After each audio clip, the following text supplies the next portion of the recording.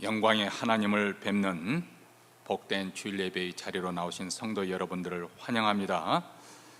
2022년 저희 교회에서는 공동체 성경 읽기를 실시하고 있습니다. 매일 아침 8시에 영상을 올리고 있는데 단체 카톡방에 아직 초대되지 못해서 동참하지 못하고 있는 우리 목장 식구가 있다면 또 고면해 주시면 감사하겠습니다. 한국학교 봄 학기가 2월 5일 다음 주 토요일이 오는 토요일이 되겠습니다. 오전 9시 30분에 있습니다. 또 이렇게 개학하는 소식 또 알려주셔서 지난 2년 동안 또 코로나 팬데믹 상황 속에서도 또 한국 학교가 또 계속 진행해왔고 또 발전을 가져왔습니다. 이를 위해서 계속해서 기도해 주시면 감사하겠습니다. 이제 우리 사도신경으로 우리의 신앙을 하나님 앞에 고백함으로 주일 예배 하나님께 드리겠습니다. 전능하사 천지를 만드신 하나님 아버지를 내가 믿사오며 그의 아들 우리 주 예수 그리스도를 믿사오니 이는 성령으로 잉태하사 동정녀 마리아에게 나시고 본디오 빌라도에게 고난을 받으사 십자가에 못 박혀 죽으시고 장사한 지 사흘 만에 죽은 자 가운데서 다시 살아나시며 하늘에 오르사 전능하신 하나님 우편에 앉아 계시다가 저리로서 산 자와 죽은 자를 심판으로 오시리라. 성령을 믿사오며 거룩한 공예와 성도가 서로 교통하는 것과 죄를 사하여 주시는 것과 몸이 다시 사는 것과 영원히 사는 것을 믿사옵나이다. 아멘.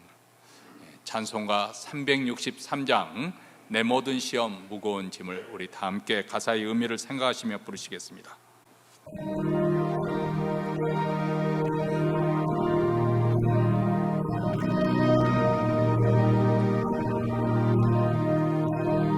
내 모든 시험 무거운 짐을 주 예수 앞에 아뢰이며 근심에 쌓인 날 돌아보사 내 근심 모두 맡으시네.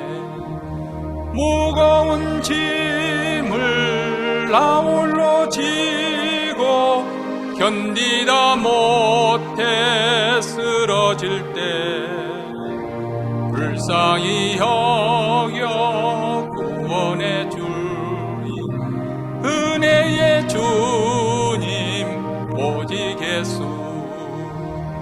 내 모든 괴로움 닥치는 환난 주 예수 앞에 아뢰이며 주께서 친히 날 구해 주사 넓으신 사랑 베푸시네. 무거운 짐을 나 홀로 지고 견디다 못해 쓰러질 때 불쌍히 여겨 구원해 주리 은혜의 주님 오직 예수.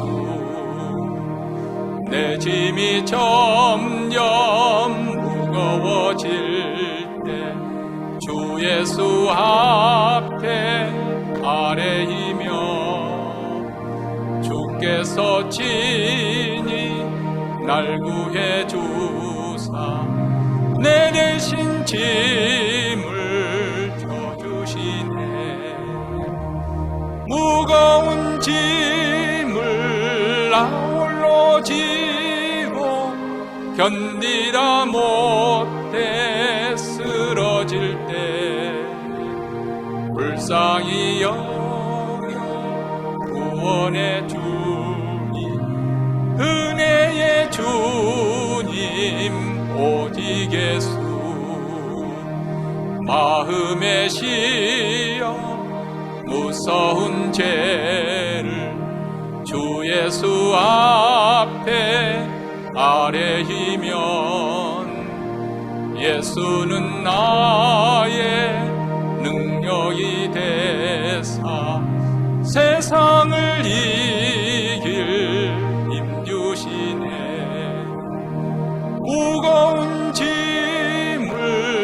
나 홀로 지고 견디다 못해 쓰러질 때 불쌍히 여겨 구원해 주리 은혜의 주님 오시겠소. 아멘. 우리 이 시간 합심해서 하나님 앞에 기도하는 시간을 갖겠습니다. 먼저 오늘 예배 가운데 우리 하나님의 영광이 나타나기를 위해서 기도하십시다. 우리 교회뿐만 아니라 몬트레에 있는 모든 교회들, 특히 우리 한인교회 예배 드리는 중에 우리 하나님의 임재가 생생하게 느껴지는, 또 우리 예배가 하나님께 연락될 수 있도록 주여 주께서 우리에게 역사하여 주시옵소서. 영광의 빛을 비춰 주시옵소서. 두 번째로는 하나님 코로나 팬데믹 상황을 하루속히 극복할 수 있게 하여 주시고, 또 이런 상황 속에서도 교회가 유축당하지 않게 하시며 복음의 역사가 중단되지 않도록 우리 선교사님과 선교단체들을 위해서, 또 교회 회개와 영적 각성과 부흥의 역사가 일어나기를 위해서 기도하십시다.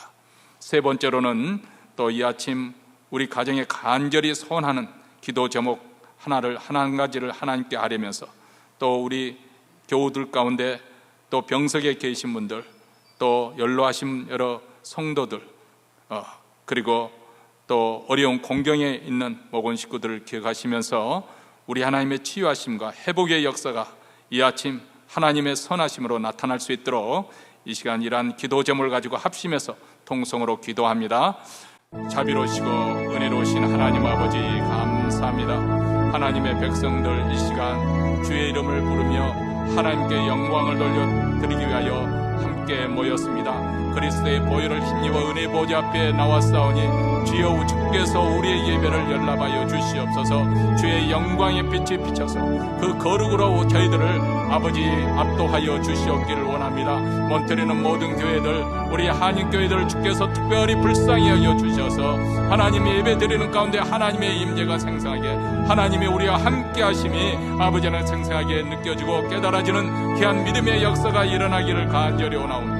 주여 주께서 역사하시고 하나님의 은혜 가운데 아버지 예배가 연락될 수 있도록 주의 영광의 빛을 비춰 주시옵소서. 하나님 아버지 코로나 팬데믹으로 여러 가지 어려운 상황이 있습니다. 국가적으로 사회적으로 참으로 어려운 공경 속에 싸우나 주여 주께서 하루속히 이를 잘 극복해 갈 수 있도록 아버지 지혜를 모게 하시고, 또 겸손함 하나님의 의지하는 귀한 믿음의 역사가 일어나고, 또 교회가 복음이 중단되지 아니하게 하시고 우리 하나님 아버지 복음의 역사를 일으키게 하시고, 선교사님과 선교단체들을 주께서 더욱더 흥왕하게 하여 주셔서 하나님 주 예수 그리스도의 복음이 아버지 더욱더 힘있게 증거되게 하여 주시옵기를 원합니다.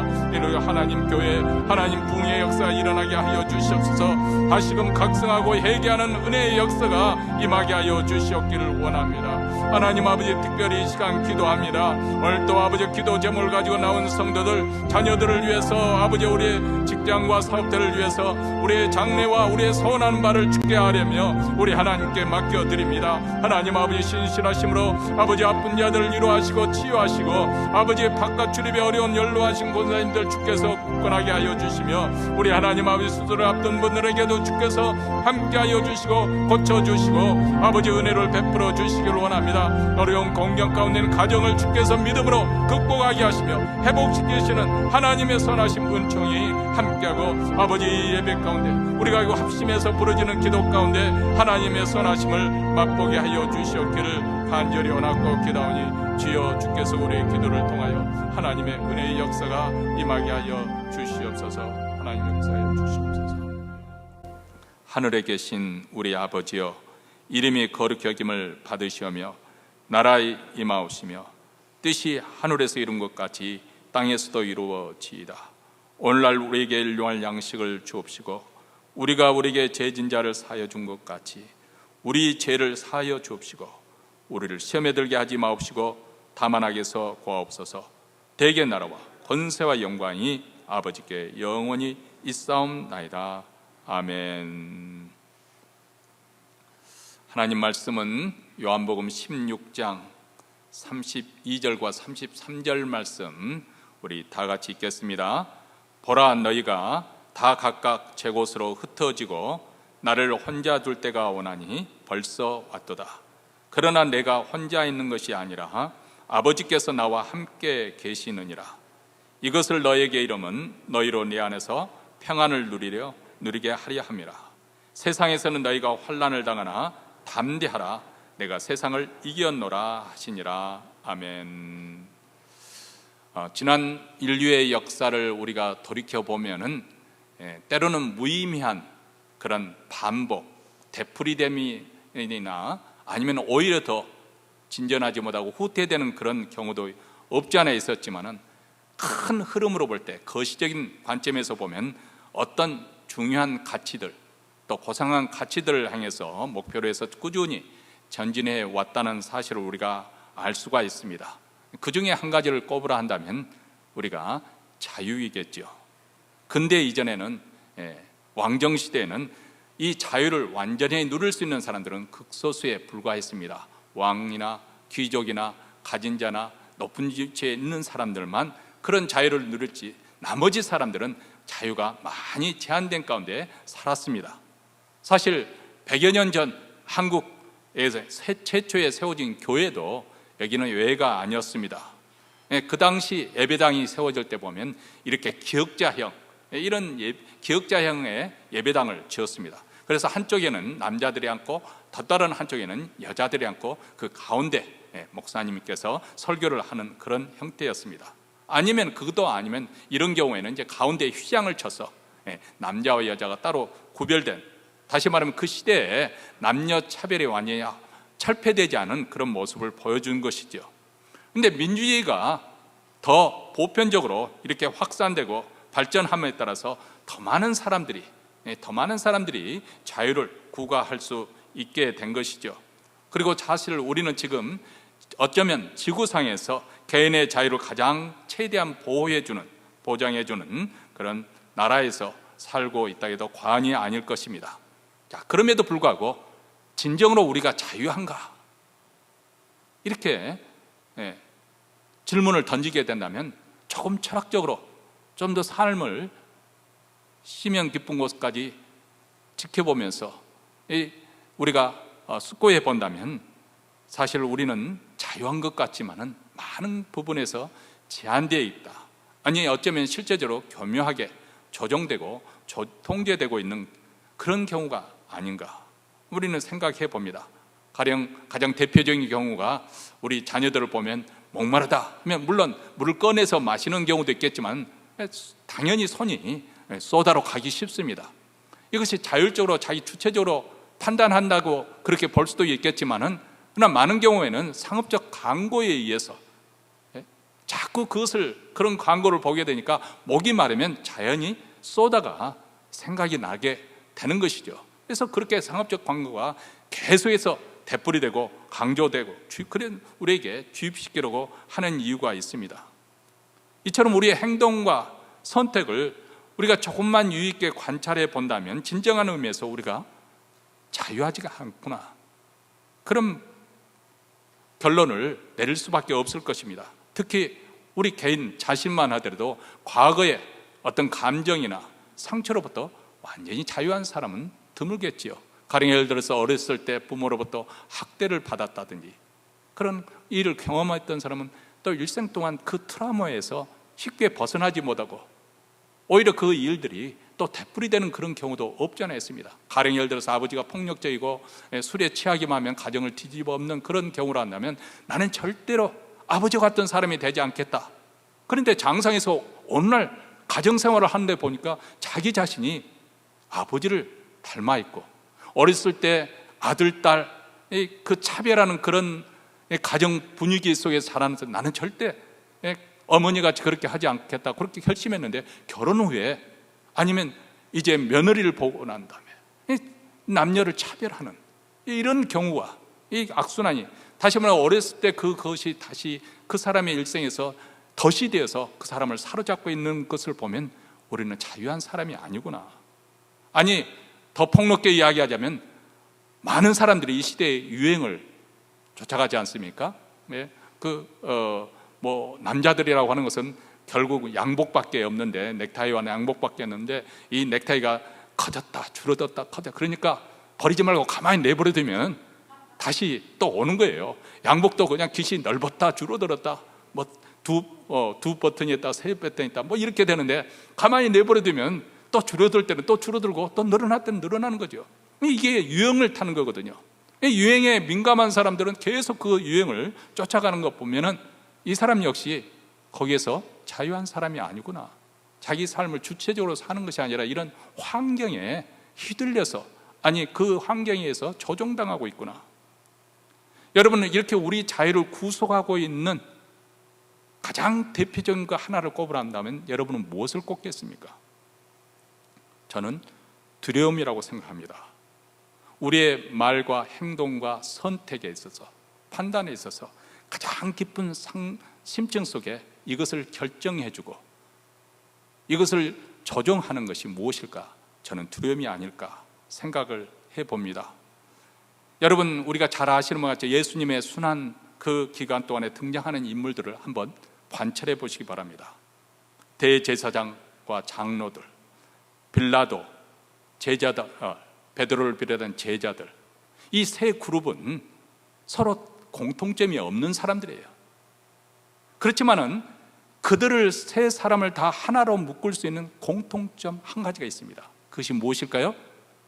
이 세 부류 다 두려움에 쫓겨서 선택을 했다는 사실입니다. 두려움에 포로된 자들이었습니다. 빌라도를 볼 때 그는 예수라는 인물이 처형당할 만큼 그렇게 흉악무도한 죄인이 아니라는 사실을 알았습니다. 유대인들이 단지 자기에게 시기와 질투심에 넘겨줬다는 사실 또한 파악했습니다. 그는 유능한 로마 간원이었습니다. 그럼에도 불구하고 빌라도는 로마 법에 따라서 공의로 재판을 하지 않고 예수를 십자가에 처형하도록 넘겨주었어요. 왜 그런 결정을 내렸을까요? 군중들의 소요가, 반란이 두려웠기 때문에 그렇습니다. 소요가 일어나게 되면 분명히 자기는 로마 정부로부터, 위로부터 책임 추궁을 당할 것이라는 사실을 알고 있기 때문에 두려웠던 것이죠. 군중들이 소리를 칩니다. 만일 당신이 왕이 되고자 하는 예수를 석방한다면 당신은 시저의 친구가 아니요, 무서운 협박이죠.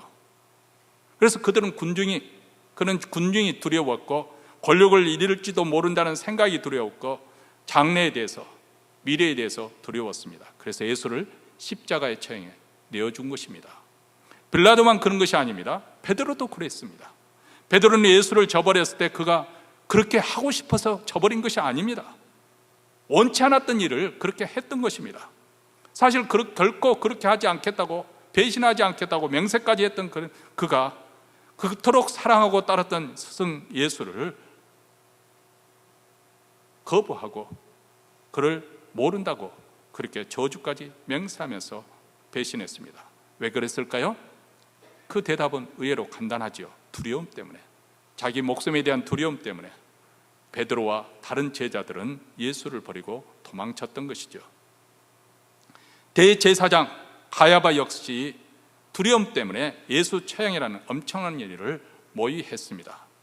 가야바는 한마디로 말해서 기존 종교와 전통을 지키는 수호자를 자처한 사람입니다.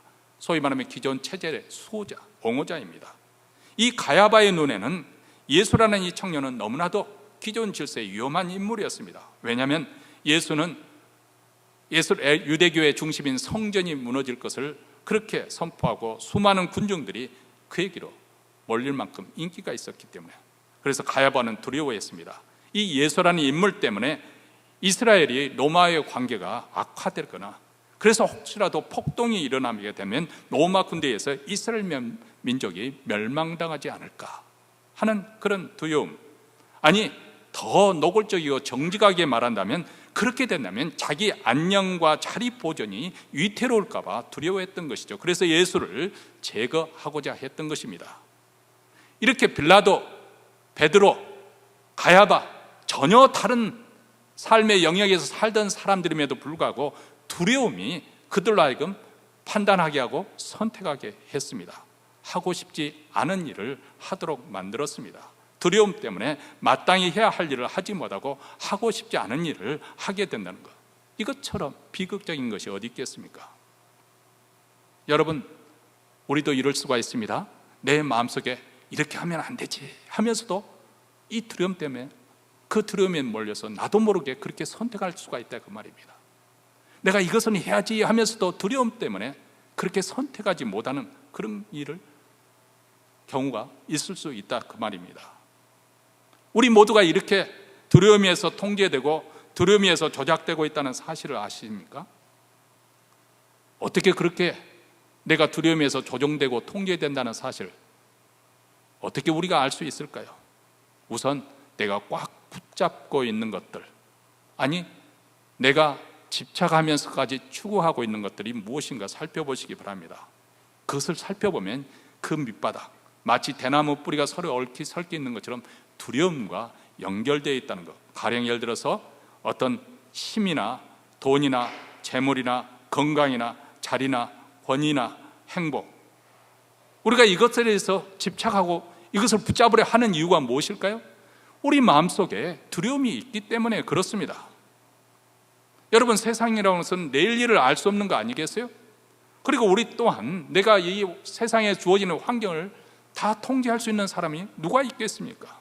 불확실한 장래를 위해서, 그래서 사람들은 건강도 챙기고 보험도 들고 노후를 위해서 연금도 듭니다. 왜냐하면 우리 장래가 그만큼 불확실하다는 것이 때문이죠.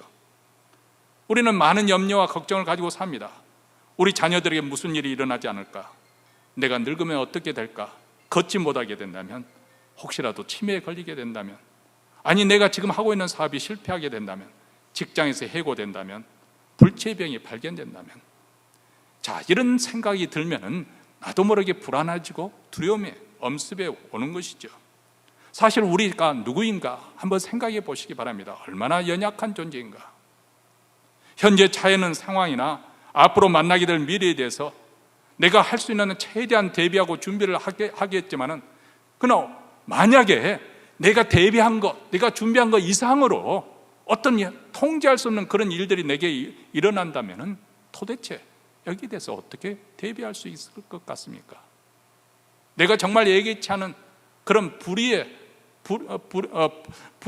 병에 걸리게 된다면 그것에 대해서 어떻게 우리가 대처할 수 있겠습니까?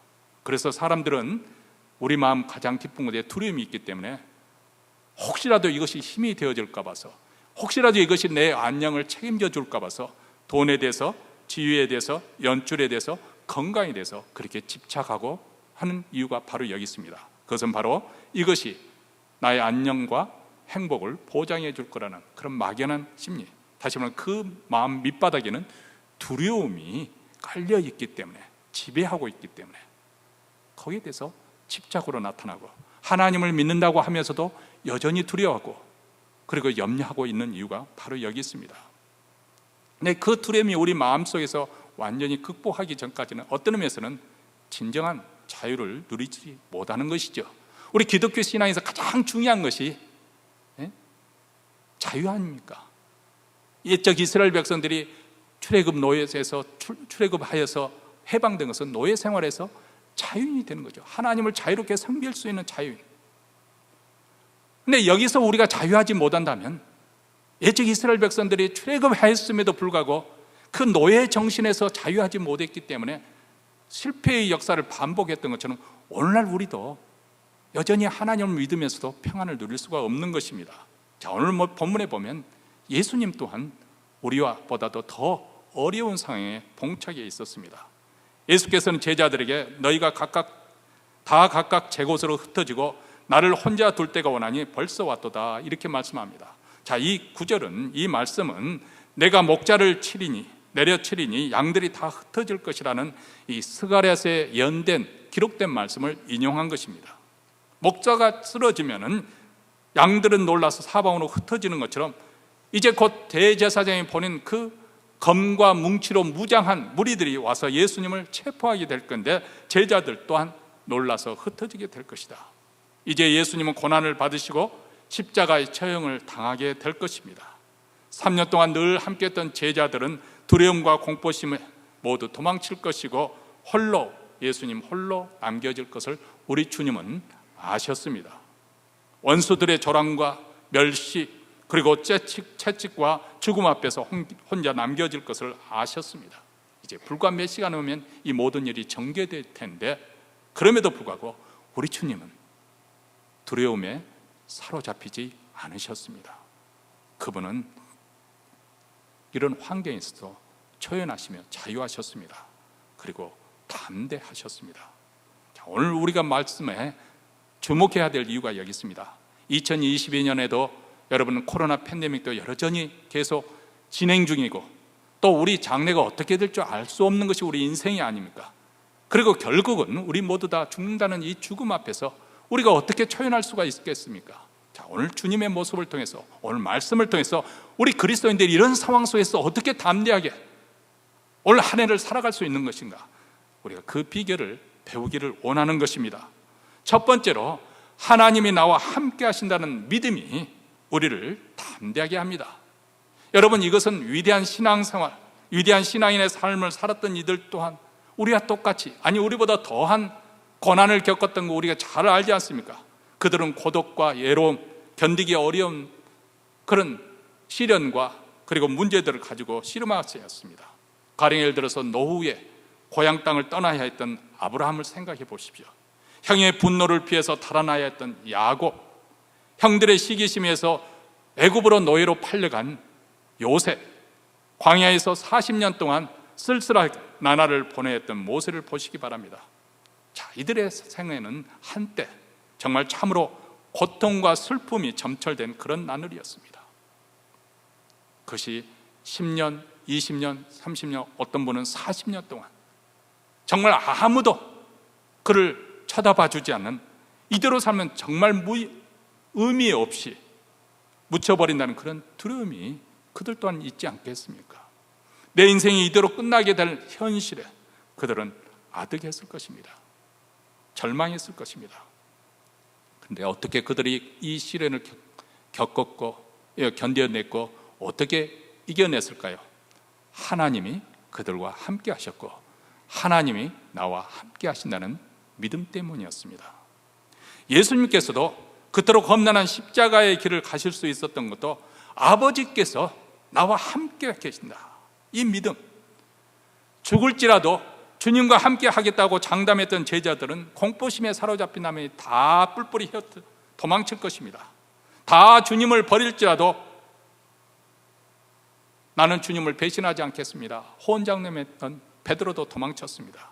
그럴지라도 아버지께서 나와 함께 하시느니라. 우리 주님은 이 믿음 때문에 두려움 속에서도 흔들리지 않을 수가 있었습니다. 여러분, 흔히 사람들은 자신이 가지고 있는 경험이나 지식, 이 한계를 넘어서는 어떤 공경을 만나게 되면 쉽사리 절망을 하고 손을 놔버립니다. 이제는 죽었구나, 이렇게 생각하는 것이죠. 그런데 한번 여기서 우리가 조금 생각을 해볼 필요가 있습니다. 자기의 경험, 자기 지식 안에서 우리는 때로는 해볼 만하다, 잘 될 거야, 용기를 내고, 또 어떨 때는 나는 죽었구나 하고 절망해버리고, 이것이 무엇을 의미하고 있는지 한번 생각을 해보십니다. 이것이 무엇을 뜻하고 있는 것인지. 그만큼 내가 하나님을 믿지 못하고 내 자신을 의지하고 있기 때문에 때로는 나는 할 수 있을 거야, 자신을 내기도, 힘을 내기도 하고 나는 할 수 없어, 절망하기도 하는 거 아니겠습니까? 다시 말하면 그 주체가 어디에 있어요? 내 자신에 달린 거죠. 내 지식과 내 경험 한도 내에서 내가 가지고 있는 능력 안에서 이런 일 정도는 내가 핸들할 수 있다고 하면 나는 자신감을 가질 것이고, 그 이상 뛰어넘는 어려운 일에 봉착하면 나는 할 수 없다고 절망해버리는 거. 이것이 바로 우리 인생의 한계 아니겠습니까? 여러분, 예수님의 제자들도 그랬습니다. 예수님과 제자들이 배를 타고 가다가 바다 한가운데서 강풍을 만난 사건 아시지 않습니까? 풍랑이 삼킬 듯이 넘실대고 배를 뒤집을 듯한 상황이 되니까 이리저리 해도 안 됐던 절망하던 제자들이 배고물에서 주무시는 예수님을 깨우며 선생이여, 우리가 죽게 된 것을 돌아보지 아니하시나이까, 이렇게 하면서 예수님을 원망합니다.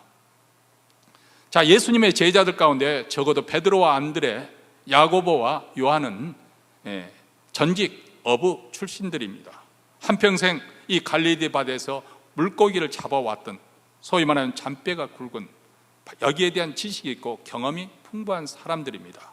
그런데 강풍이 일어나자 그들은 그만 두려움에 사로잡혔습니다. 죽었다고 생각했습니다. 왜 그랬을까요? 그들은 바람에 대한 지식도 많고 경험도 많습니다. 바다에 대해서, 풍랑에 대해서 많은 지식과 경험을 가지고 예전에도 유사한 일이 있었을 거고 그것을 극복했습니다.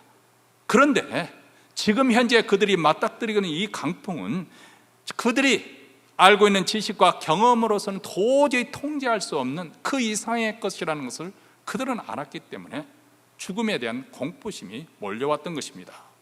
자, 반면에 예수님은 전직이 어부가 아니고 목수입니다. 바다에서 문외한입니다. 바다에서 문외한 예수님은 배 고물에서 베개를 베시고 곤히 주무시고 계십니다. 이 풍랑 속에서도 그는 고요함 가운데 계십니다. 참 여기에 아이러니하지 않습니까? 바다에 대해서 익숙한 사람은 죽는다고 아우성이고 바다에서 모르는 분은 편안히 주무시고 계십니다. 그분은 하나님께 자신을 다 맡겨드렸습니다. 그래서 강풍이 몰아쳐도 배가 곧 뒤집어질 것 같은 위기라고 할지라도 하나님께서 나와 함께 하시고 지켜줄 것이라는 믿음이 있었습니다. 하나님께서 능력의 손으로 붙들어 주시다면 어떠한 환난과 역경이라도 두려워할 이유가 없다. 나는 능히 극복할 것이다. 내가 하나님의 뜻대로, 하나님의 뜻에 따라서 하나님의 구원 계획을 수행하고 있다면 어떤 경우라도 그 하나님의 계획은 결코 좌절될 수가 없다. 그렇기 때문에 우리 주님은 염려하지 않고 두려워하지 않을 수 있었던 것이죠. 강풍이 대적하는 가운데서 평안히 잠들 수가 있었습니다. 왜냐하면 하나님이 함께 하심을 믿었기 때문입니다. 제자들이 여기서 미처 깨닫지 못했던 것이 있었죠. 그것이 무엇입니까? 지금 배 안에 계시는 주님이 누구시라는 것을 까맣게 잊고 말았습니다. 참 이상하죠. 조금 전만 해도 오병이의 역사가 일어날 때 정말 주님은 하나님의 아들이십니다, 이렇게 경외심을 가지고 봤던 것인데 이제 조금 몇 시간 후에 강풍이 치니까 그것을 다 까맣게 잊어버리고 예수님이 누구시는 걸 까맣게 잊어버린 거예요.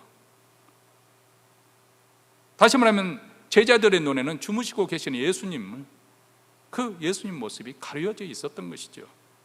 그렇기 때문에 정작 깨어나야 할 분은 예수님이 아니고 제자들이 영적으로 깨어나야만 했습니다. 각성해야만 했습니다. 예수님의 하나님의 아들이시여 그분이 만유의 주가 되셔서 이 모든 상황을 다 통제하고 계신다. 그분은 컨트롤할 수가 있다. 예수님 보십시오. 일어나신 후에 바람을 꾸짖으시고 바다 풍랑에게 잠잠하라, 고요하라 이렇게 명하시니까 즉각 바람이 그치고 바다가 거울처럼 잔잔해졌다, 이렇게 말씀하고 있습니다. 여러분, 우리 인생에도 시커먼 먹구름이 뭉게뭉게 피어오르는 것을 볼 수가 있는, 또 거센 폭풍이 몰아칠 때도 있습니다. 두려움이 사정없이 갈퀴처럼 우리를 휘몰아 갑니다. 우리 그리스도인이라고 할지라도 여기서 예외는 아닐 것입니다. 그런 두려운 감정이 우리도 가질 수 있습니다. 그런데 이런 속에서 주님이 나와 함께 하신다는 이 믿음, 이것만 다시금 내가 믿고 있는, 내가 신앙하고 있는 하나님이 누구시고 내가 믿고 있는 주님이 누구신가, 이것만 각성할 수만 있다면 우리는 두려움을 사로잡히지 않고 이겨낼 수 있습니다. 그래서 사도 바울은 에베소서에서 믿음으로 내 마음에 그리스도가 계시게 하옵시고, 자, 에베소 성도들이 예수를 안 믿어서 예수님이 내 마음에, 내 인생 안에 들어왔으면 좋겠다, 이 말씀을 하고 있는 거 아닙니다. 이미 예수를 믿고 있는 분이 상황이지만은 그들의 마음속에 실제적으로 주님이 너희들의 마음을 지배하시고 다스리시고 여러분의 인생을, 너희들의 인생을 주님이 이끌어 가시는 주가 되시는 것, 이것을 상기시켜 주고 있는 거 아니겠습니까? 어떤 환경에 처한다 할지라도 주님이 함께 하신다, 이것을 믿고 전진해 가라는 것이겠지요. 하나님은 결코 우리를 떠나지 않으십니다. 설령 우리가 당하고 있는 육체적인 질병, 가정의 불화, 직장 생활에서 갈등을 갖고, 심지어는 교회 생활에서도 우리가 때로는 스트레스를 받기도 합니다만은, 그때마다 우리는 하나님이 나에 대해서 무관심하는 것 같고 또 사랑을 하시지 않는 것 같고, 아니 하나님이 아예 이 상황을 모르시는 것이 아닌가 의심도 됩니다. 그런데 사실 우리가 캄캄한 어둠 속에 있을 때라도 하나님은 그 어느 때보다 더 가까이 오시고 함께 하십니다. 불같은 시련 속에서도 하나님은 함께 하시고 보호해 주실 것입니다. 다니엘의 세 친구는 불 가운데 떨어졌다가 나왔지만 머리털도 그슬리지 않고 옷도 상하지 않고 불에 탄 냄새도 없었다. 그래서 이사야 선지자는 43장 2절에서 이렇게 말합니다. 내가 불 가운데로 행할 때 타지도 아니할 것이요 불꽃이 너를 사르지도 못하리니. 여러분, 이것이 우리 신앙, 기독교 신앙의 믿음이에요. 우리 선배들이 이런 믿음으로 살았던 거예요. 얼마나 위대한 믿음입니까? 얼마나 위대한 유산입니까? 이것을 우리 선배들이 우리에게 복음을 주면서 전수한 신앙의 내용입니다. 하나님이 온 세상을 주관하시고 다스리고 계신다. 그분은 내 인생, 그래서 우리의 머리털까지 세시는 분이라고 예수님께서 말씀하시지 않았습니까? 그분이 나와 함께 하신다는 것을 우리가 믿는다면, 이런 믿음과 확신이 있다고 한다면 우리는 2020년에도 어떤 어려운 일이 우리 개인에게 일어날지라도 우리는 담대할 수 있습니다. 우리가 두려움을 극복할 수 있는 두 번째 이유는 우리 주님께서 우리에게 바로 그 순간에 우리에게 평안을 주실 것을 약속하고 계시기 때문에 그렇습니다. 자, 예수님을 따라다니는 제자들에게도 큰 걱정이 있었어요. 잘 나가다가 주님께서 계속해서 이제 내가 예루살렘에 올라가면 잡혀서 십자가에 매달려 죽을 것이고 그리고 3일 만에 부활할 것이다. 불길한 소리를 자꾸 언급을 하시는 거예요. 자, 예수님이 십자가에 죽게 된다면, 그렇게 되면 우리 꼴은 뭐가 되는 것이지? 예수님을 믿고 다 내 직장도 버리고 가족도 내 뒤에 버려두고 주님을 쫓아하는데 어떻게 사나? 뭘 해 먹고 사나? 참 한두 가지, 근심할 거야 한두 가지가 아니었습니다. 막상 때가 돼 임하니까, 그런데 그 일이 막상 현실로 임하게 되니까 두려움이 엄습하게 되었습니다. 도대체 어떻게 이 상황을 대처해야 될지.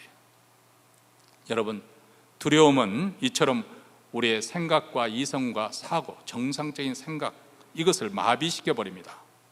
그래서 우리로 하여금 어떤 스스로 잘 판단할 수 있는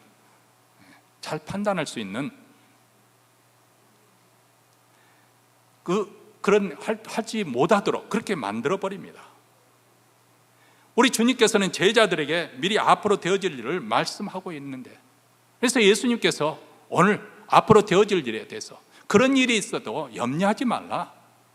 왜냐하면 이것을 너희에게 이름은 너희로 내 안에서 평안을 누리게 하려 함이라.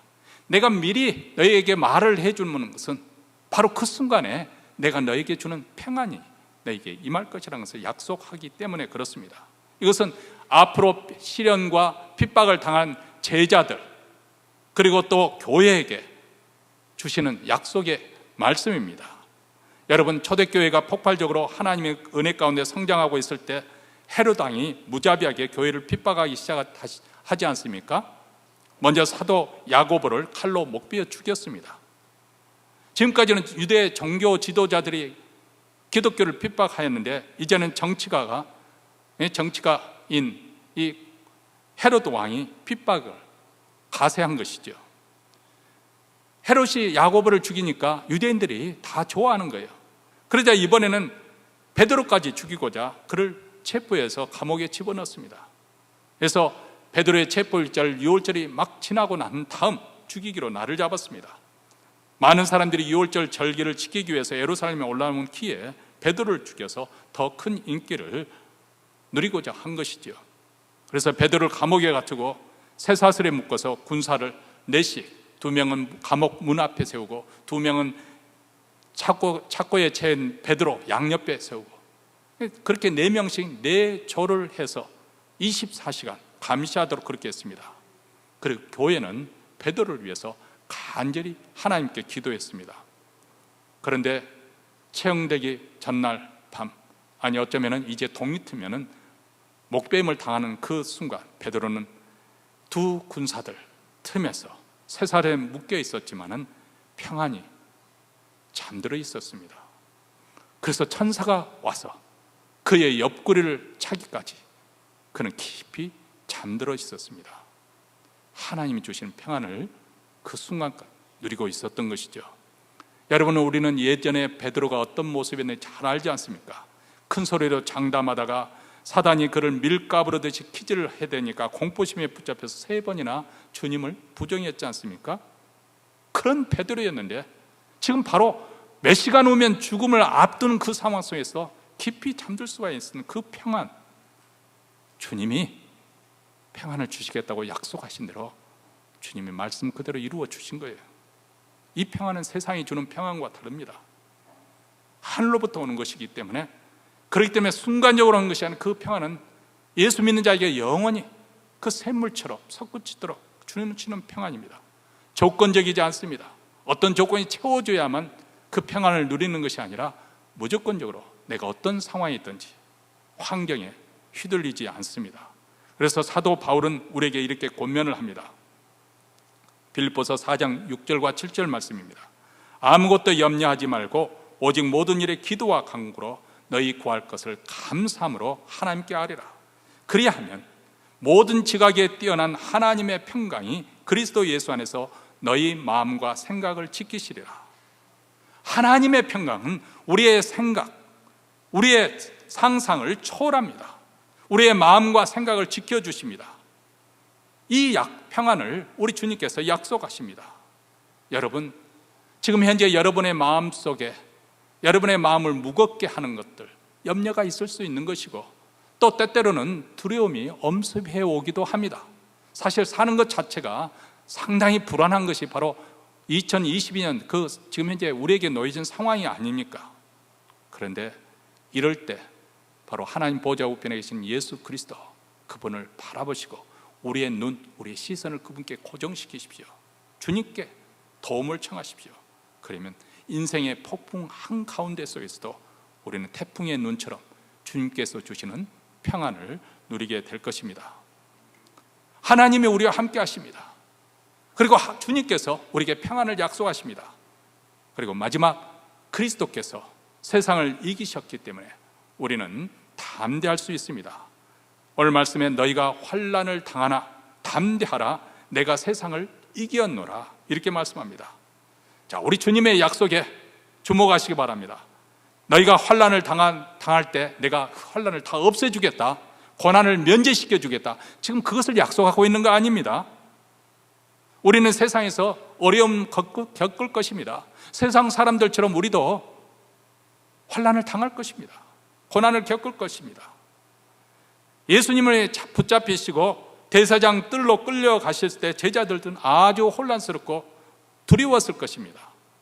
빌라도 법정에서 재판을 받아 채찍에 맞고 무력하게 십자가에 달리시는 것을 볼 때 그들은 충격을 받았습니다. 아, 세상에 공의가 없구나. 불의가 득세하는 것처럼, 불의가 승리하는 것처럼 보였습니다. 그러자 그들이 믿어왔던 모든 절대적인 가치, 그런 신념 체계가 무너지는 그런 경험을 했을 것입니다. 하나님께 충실하게 신실하게 믿는 자들이 복을 받고 하나님께 불의한 자들 심판을 받는다, 이렇게 믿었는데 그것이 깨져버린 것이죠. 어떻게 예수께서 십자가에 달려 죽을 수가 있단 말인가. 메시아에 대한 기대가 깨지고 그들의 소망 또한 산산조각이 되고 말았습니다. 사실 제자들은 아직까지도 하나님의 구원의 역사가 어떻게 전개될지 그 전체 모습을 보지 못한 것이죠. 우리처럼 메시아의 전체적인 모습을 관망할 수 있는 시야가 없었던 것이죠. 메시아로 오신 예수님은 먼저 자기 목숨을 많은 사람들의 대속물로 주셔야만 했습니다. 그래서 예수님께서 십자가에 달려 죽으신 것입니다. 그리고 이어서 사망의 권세를 깨뜨리시고 3일 만에 부활하셨습니다. 하늘로 승천해서 하나님 보좌 우편에 앉으셨습니다.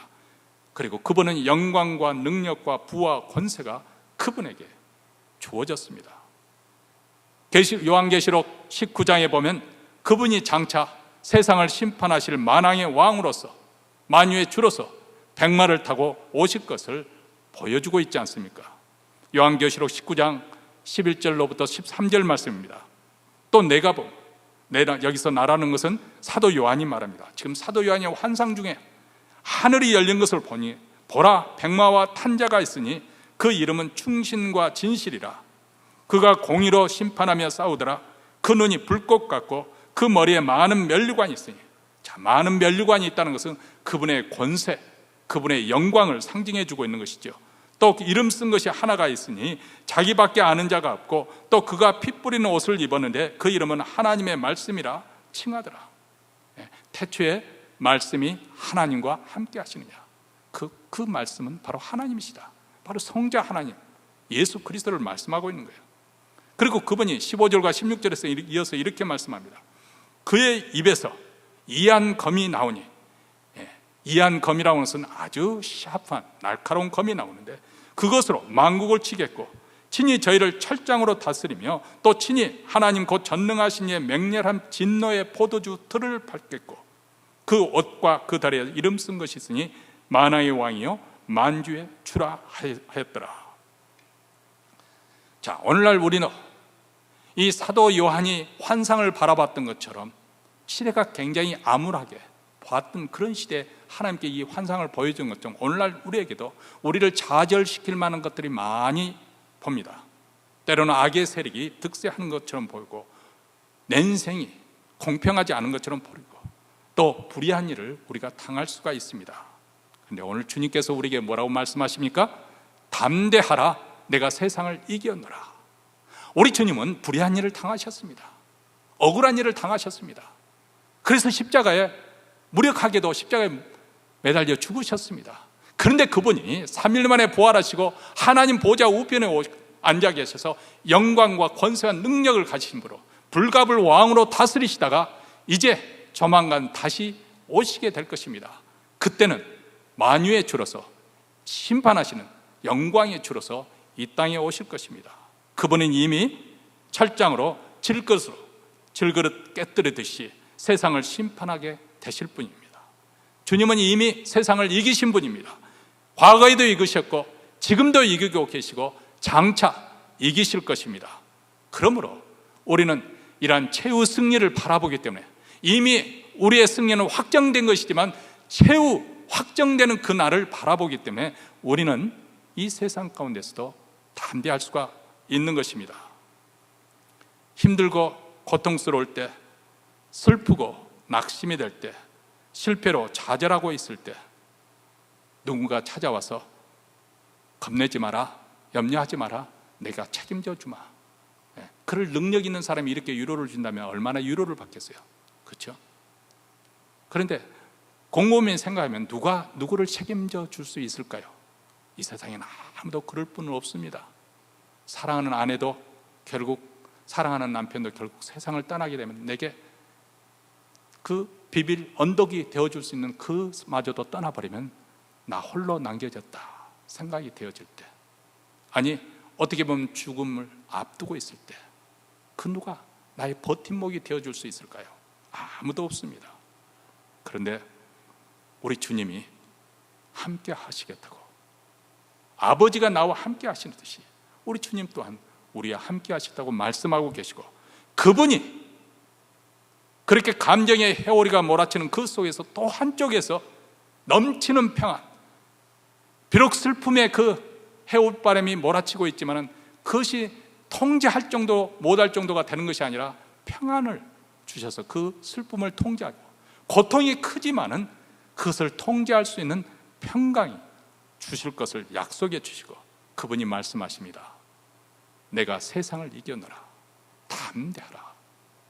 이 약속의 말씀을 붙들고 올 한 해도 승리하는 우리 모두가 되시기를 주의 이름으로 축원합니다.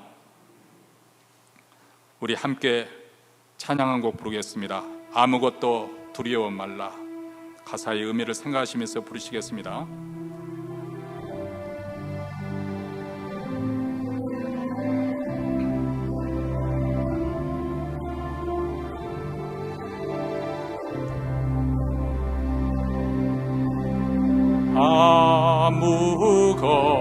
아무것도 두려워 말라.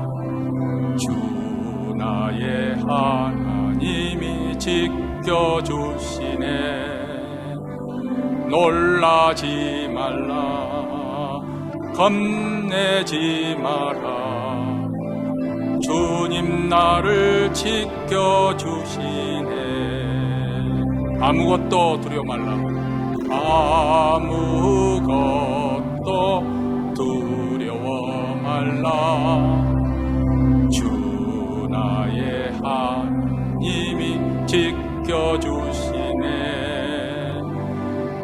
놀라지 마라, 겁내지 마라. 주님 나를 지켜주시네. 내 마음이 힘에 겨워, 내 마음이 힘에 겨워 지칠지라도 주님 나를 지켜주시네. 세상의 험한 풍파 몰아칠 때도 주님 나를 지켜주시네.